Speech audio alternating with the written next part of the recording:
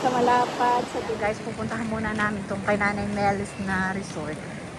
Yan. Ito na ang Nanay Melis Resort.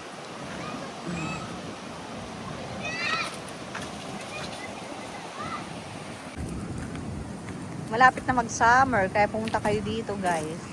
Ngayon ay hindi pa summer time, kaya medyo malakas ang alon.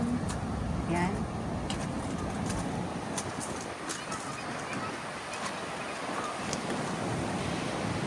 So, pag gusto nyo mag-barbecue, meron naman. Lutuan doon. Ito. Simple lang ang kanilang cottage kasi nga dito ay pag-viewing. Guys. Nagaganda pa ito. Ay, oh.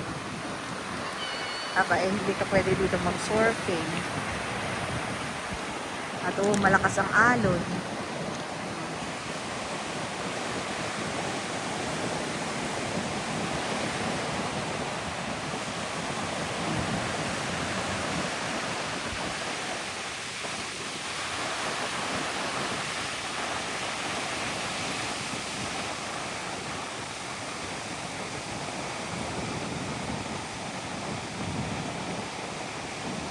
Ayan, malakas ang alon.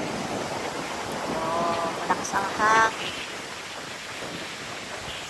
Kailangan natin paminsan-minsan ng vitamin C. Natanda mo kasi may picture dito.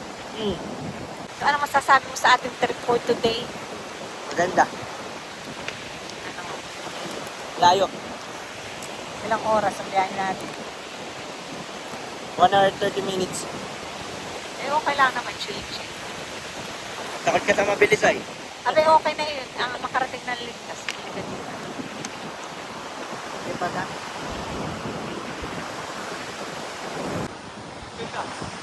Ahan.